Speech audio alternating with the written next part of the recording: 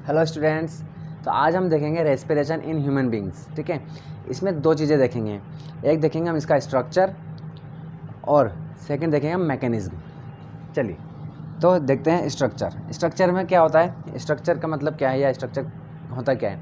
इसमें जो रेस्पिरेशन का पूरा सिस्टम है उसके पार्ट्स देखते हैं। ठीक है ना, जैसे कि हमारी नॉस्ट्रल्स हो गए, नसल पैसेज हो गया, लंग्स हो गया, ठीक है ना, विंड पाइप हो गई, ये सब चीज़ें स्ट्रक्चर में आ जाती है। तो देखिए हम बनाते हैं इसको।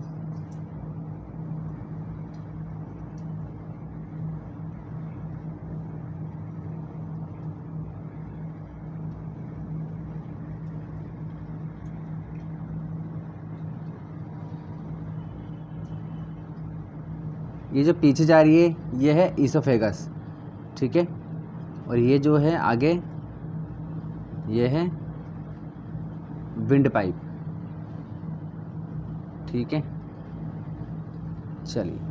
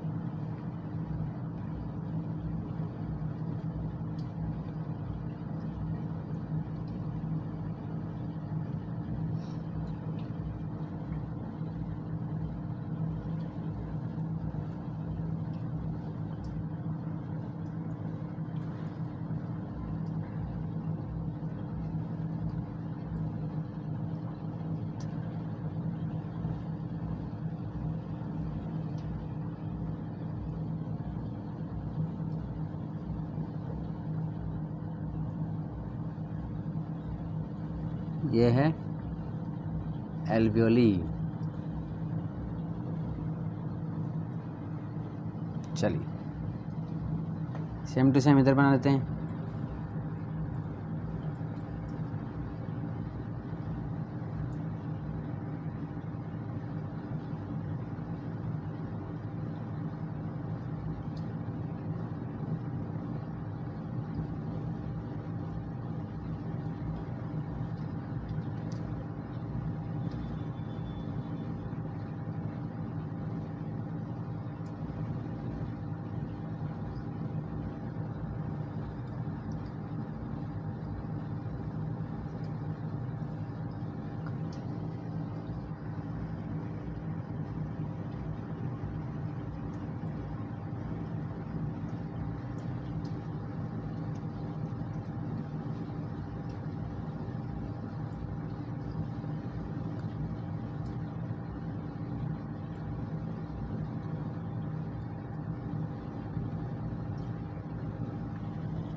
चलिए तो ये हमारा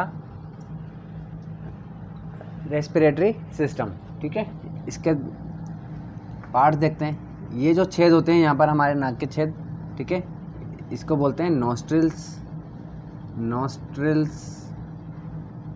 ठीक है, जो ये पाथ है यहाँ से, इस पाथ को बोलते हैं नसल पैसेज।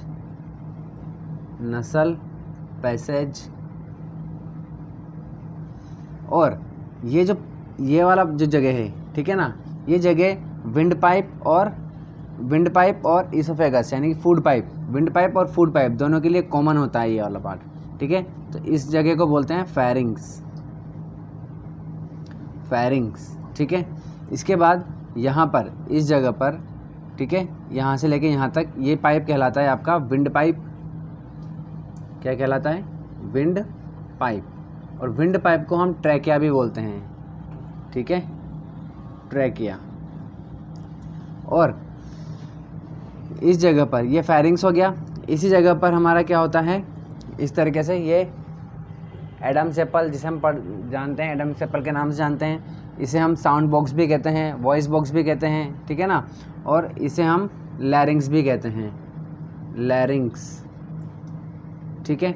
चलिए, ये जो विंड पाइप है हमारा ट्रैकिया है, इसमें इस तरीके से सी शेप की, ठीक है, सी शेप की बोन्स होती हैं, सॉफ्ट बोन्स होती हैं, जिन्हें हम क्या कहते हैं, सॉफ्ट बोन्स को हम क्या बोलते हैं, कार्टिलेज, कार्टिलेज, ठीक है।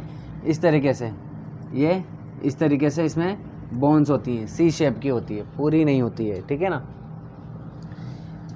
क्या काम करती है कार्टिलेज, क्यों होती है यहाँ पर हमारे गले में, अगर आप हाथ लगा के देखेंगे तो आप फील कर सकते हैं इसको, ठीक है। क्या करती है ये, देखिए मैं आपको समझाता हूँ कार्टिलेज का काम क्या है।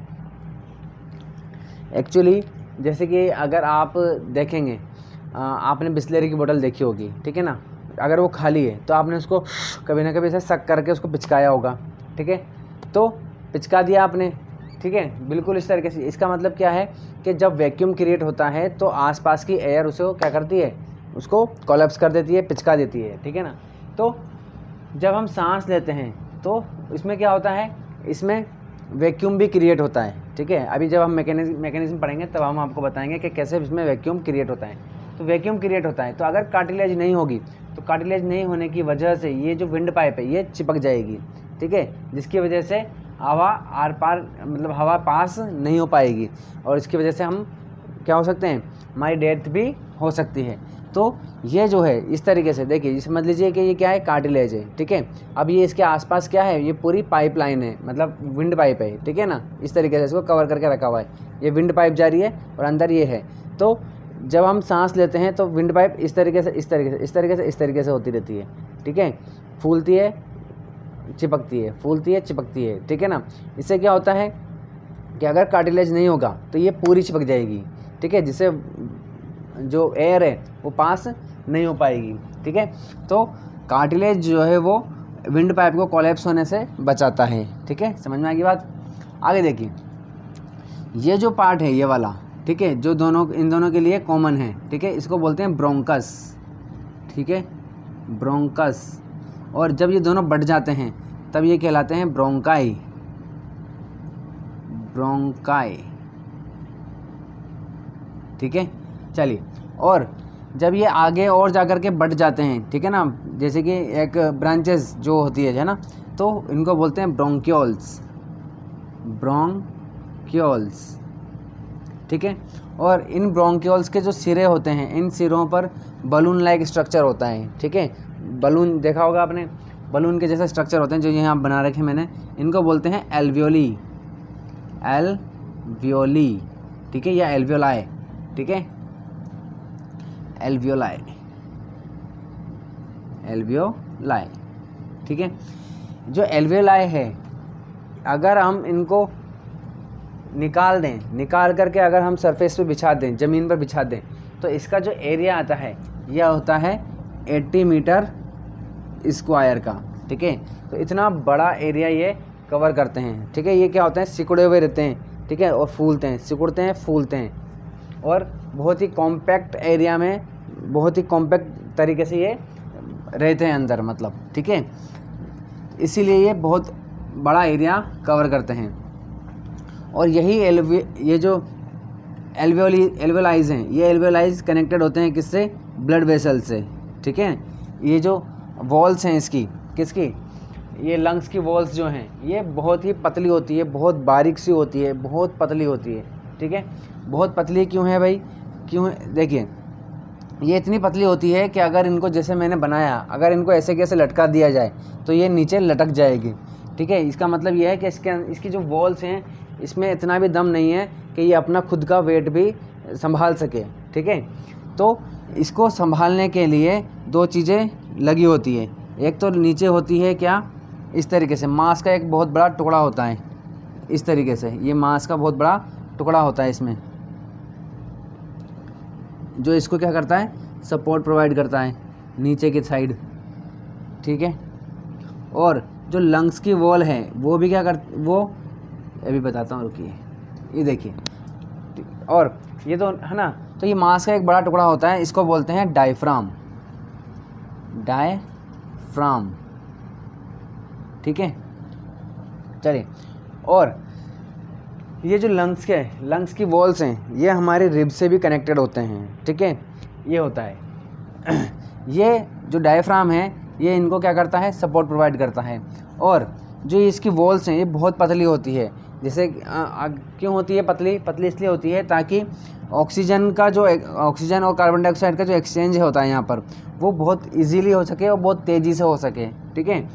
ये इसलिए आप खुद ही देखिए, अगर आपको पानी छानना है, ठीक है, तो आप एक टावल जो आता है वो रुएदार वाला टावल, एक मोटा सा, और एक होता है रुमाल, ठीक है ना, कर्चिफ जिसे हम कहते हैं। तो हम क्या यूज़ करते हैं, हम कर्चिफ यूज़ करते हैं या मोटा टावल यूज़ करते हैं। तो हम कर्चिफ, रुमाल यूज़ करते हैं, पतला कपड़ा यूज़ करते हैं, मतलब कुल मिला करके, ताकि आसानी से और जल्दी से क्या हो सके, छन सके, ठीक है, फिल्टर हो सके। तो इसीलिए यानी कि एक्सचेंज हो सके कुल मिला करके। तो इसीलिए यहाँ पर इस वॉल की जो ये लंग्स हैं, लंग्स की वॉल्स भी बहुत पतली क्यों होती है, इसलिए होती है, इस पर क्वेश्चन भी आता है, ठीक है ना, कि इसकी ये जो वॉल्स हैं बहुत थिन होती है। वो बहुत थिन क्यों होती है, ताकि गैसेस का एक्सचेंज बहुत इजीली और तेज़ हो सके, फास्ट हो सके, एक्सचेंज की जो रेट है वो बहुत हाई हो सके, ठीक है। फर्स्ट, इसके अलावा ये जो वॉल्स हैं ये मॉइस्चराइज मतलब मॉइस्ट भी रहती है ये, ठीक है, गीली रहती है। गीली भी क्यों रहती है, गीली इसलिए सेम रीज़न है ताकि क्या हो सके, गैसेस का एक्सचेंज तेज़ी से हो सके, ठीक है, और इजीली हो सके, इसीलिए। और ये जो एल्वेओलीज हैं, वॉल्स हैं, इसकी पूरी वॉल्स को कौन कवर करके रखता है, ब्लड वेसल्स, ब्लड वेसल्स इसको कवर करके रखता है। तो जब ऑक्सीजन गैस आती है, ठीक है, तो यहाँ से ब्लड को दे देती है और किसको क्या ले लेती है, उनसे ब्लड से ऑक्सीजन ले लेती है, सॉरी कार्बन डाइऑक्साइड लेकर के बाहर छोड़ देती है, ठीक है। बात समझ में आ गई। और ये डायफ्राम क्या करता है, इनको सपोर्ट करता है। बात समझ में आ गई। तो इस तरीके से अपन ने क्या कर लिया, इसका स्ट्रक्चर देख लिया। अब देखेंगे इसका मैकेनिज्म। देखिए मैकेनिज्म जो है वो 3 पार्ट में डिवाइडेड किया हुआ है। एक है इनहेलेशन, एक है गैस का एक्सचेंज, और तीसरा है एक्सहेलेशन, ठीक है। चलिए तो समझते हैं पहले इनहेलेशन में मैं अक्सर बच्चों से ये वाला क्वेश्चन पूछता हूँ कि बताइए पहले क्या काम होता है। पहले हम एयर अंदर लेते हैं, उसके बाद हमारा जो चेस्ट है वो फूलता है, या फिर पहले चेस्ट फूलता है उसके बाद एयर अंदर जाती है। बात समझ में आ गई। तो देखिए, और बच्चे हमेशा आंसर ये देते हैं कि पहले एयर अंदर जाती है उसके बाद चेस्ट फूलता है, ठीक है। एक बच्चे ने तो ये भी कहा कि पहले एयर अंदर ही तो जाएगी तभी तो चेस्ट फूलता है, जबकि ऐसा नहीं होता है। तो समझिए इनहेलेशन का प्रोसेस। इनहेलेशन में क्या होता है, इनहेलेशन में ये जो डायफ्राम है, ठीक है, ये नीचे आ जाता है, ये फ्लैट हो जाता है, सीधा हो जाता है, ठीक है, जिसकी वजह से ये जो लंग्स हैं, समझिए बात को, जैसे कि यहाँ पर ये इस तरीके से यहाँ पर ये क्या है, डायफ्राम है, ये इस तरह से डायफ्राम है, ठीक है, और इसके ऊपर कौन है, लंग्स सिचुएटेड है, ठीक है। तो जैसे ही ये डायफ्राम नीचे जाएगा तो लंग्स भी नीचे जाएंगे, ठीक है।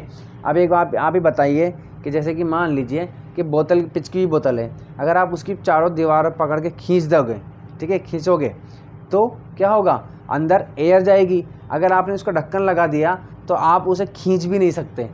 बात समझ में आ रही। अगर उसका ढक्कन खुला रहेगा तो ही आप उसे खींच पाओगे, क्योंकि जैसे आप खींचोगे अंदर क्या होगा, वैक्यूम क्रिएट होगा।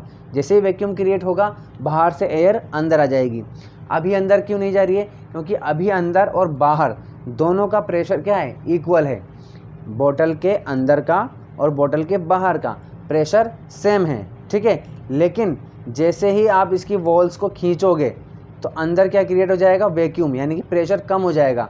प्रेशर कम होता है क्योंकि जगह बढ़ रही है लेकिन एयर उतनी ही है, ठीक है। तो उससे क्या होगा, एयर उतनी ही है और जगह बढ़ रही है, उससे क्या होगा, वैक्यूम क्रिएट हो जाएगा, प्रेशर कम हो जाएगा। प्रेशर कम होने की वजह से बाहर की एयर अंदर आ जाएगी, क्योंकि फ्लो हमेशा कहाँ से कहाँ होता है, मतलब हाई से लो होता है। बात समझ में आ गई। प्रेशर या एयर का, चाहे फ्लूइड का, लिक्विड का फ्लो हमेशा कहाँ से कहाँ होता है, हाई कंसंट्रेशन से लो कंसंट्रेशन पर होता है। तो जो बोतल है वो पिचकी हुई है अभी, लेकिन आपने इसकी वॉल्स को खींचा तो क्या हुआ, वॉल्यूम बढ़ गया तो क्या हुआ, प्रेशर कम हो गया। प्रेशर कम होते ही अब यहाँ का प्रेशर कम है लेकिन बाहर का प्रेशर ज़्यादा है, जिससे एयर अंदर आ जाएगी। बात समझ में आ गई। उसी तरीके से सेम काम है, जैसे ही डायफ्राम नीचे जाएगा लंग्स भी नीचे आ जाएंगे, ठीक है, क्योंकि इसकी वॉल्स क्या है, बहुत पतली है, बहुत थिन है, तो वॉल्स भी नीचे आ जाएगी इसकी, जिससे क्या हो जाएगा, इसका वॉल्यूम बढ़ जाएगा, लंग्स का वॉल्यूम बढ़ जाएगा। एक तरीके से तो ये वॉल्यूम बढ़ेगा, ठीक है ना, एक तो नीचे जाएगा तब वॉल्यूम बढ़ेगा, दूसरी वजह से क्या होगा कि ये जो हमारी रिब्स हैं ये भी बाहर की ओर फूलती है, जिससे भी तो एक तो नीचे की तरफ वॉल्यूम बढ़ रहा है, एक बाहर की तरफ वॉल्यूम बढ़ रहा है, तो कुल मिलाकर के बहुत ज़्यादा वॉल्यूम बढ़ जाता है, ठीक है, जिसकी वजह से यहाँ पर लंग्स में अंदर की तरफ क्या हो जाता है, बहुत ही ज़्यादा वैक्यूम क्रिएट हो जाता है, प्रेशर डाउन हो जाता है। अभी जो नॉर्मल सिचुएशन है, नॉर्मल सिचुएशन में क्या होता है कि एयर अभी अंदर भी एयर है और बाहर भी एयर है, तो दोनों तरफ का प्रेशर सेम है, तो दोनों तरफ का प्रेशर सेम है, तो एयर बाहर से अंदर न जाएगी, ना ही अंदर से बाहर जाएगी, ठीक है ना, दोनों का प्रेशर सेम है। तो हम क्या करते हैं, हमारा सिस्टम क्या करता है, जो रेस्पिरेटरी सिस्टम, इसमें क्या होता है, जब इसको एयर लेनी होती है तो क्या करता है, ये डायफ्राम नीचे जाएगा, रिब्स बाहर आएगी, जिससे वॉल्यूम बढ़ जाएगा, ठीक है, वॉल्यूम बढ़ते ही अंदर वैक्यूम क्रिएट हो जाएगा, वैक्यूम क्रिएट होते ही यानी कि प्रेशर कम हो गया, प्रेशर डाउन होते ही एयर जो है वो अंदर चली जाएगी, ठीक है। तो ये हो गया इनहेलेशन। उसके बाद क्या होता है ना, तो ये पहला प्रोसेस हो गया आपका इनहेलेशन का। उसके बाद क्या होता है, सेकंड प्रोसेस क्या है, गैस का एक्सचेंज, ठीक है ना। तो यहाँ पर ये ऑक्सीजन आ गई अंदर, इधर भी आ गई, इधर भी आ गई। तो अभी जैसे मैंने आपको बताया था कि ये जो एल्वेओलीज है, जो इसकी वॉल्स हैं, ये किससे कनेक्टेड होती है, ब्लड वेसल से, ठीक है ना। और ब्लड जो है वो बॉडी से इसके पास आ रही है, तो क्या लेकर के आ रही है, CO2 लेकर के आ रही है, ठीक है। और ये क्या लेकर के आई है, ऑक्सीजन लेकर के आई है। तो ये क्या करेगी, ऑक्सीजन को किसको दे देगी, ब्लड को दे देगी, और कार्बन डाइऑक्साइड एल्वेओली को दे दिया जाएगा। एल्वेओली से कार्बन डाइऑक्साइड क्या हो जाएगा, अब है ना, कार्बन डाइऑक्साइड इसमें आ जाएगा, ऑक्सीजन ब्लड में, कार्बन डाइऑक्साइड एल्वेओली में, ठीक है ना। इस तरीके से ब्लड का क्या हो गया, सॉरी गैसेस का एक्सचेंज हो गया इस जगह पर, ठीक है। चलिए, तो ये हो गया हमारा एक्सचेंज हो गया, ठीक है। सेकंड प्रोसेस भी हमारा कंप्लीट हो गया। इसके बाद क्या है, एक्सहेलेशन। एक्सहेलेशन का मतलब है जो कार्बन डाइऑक्साइड इसने ली है वो क्या करेगा, बाहर छोड़ेगा। तो अब बाहर छोड़ने के लिए क्या करेगा, कंप्रेस करेगा, ठीक है ना। तो जो डायफ्राम पहले नीचे गया था अब वापस अपनी पोजीशन में आ जाएगा, ठीक है, जिससे ये लंग्स को वापस ऊपर कर देगा, ठीक है। और रिब्स जो पहले ऊपर थी वो भी अब नीचे जाएगी, ठीक है, अंदर की तरफ जाएगी, जिससे क्या हो जाएगा, लंग्स का एरिया कम हो जाएगा। और ये अंदर जो कार्बन डाइऑक्साइड है उसको क्या करेगा, कंप्रेस करेगा। कंप्रेस करने की वजह से अंदर प्रेशर ज़्यादा हो जाएगा, बाहर कम हो जाएगा। उसकी वजह से जो कार्बन डाइऑक्साइड गैस है वो बाहर निकल जाएगी। बात समझ में आ गई। तो इस तरीके से ये हमने तीनों प्रोसेस देख लिए, इनहेलेशन, गैस का एक्सचेंज और एक्सहेलेशन, ठीक है। चलिए, तो इस तरीके से हमने ह्यूमन बीइंग का जो रेस्पिरेशन है वो हमने पूरा कंप्लीट कर लिया है।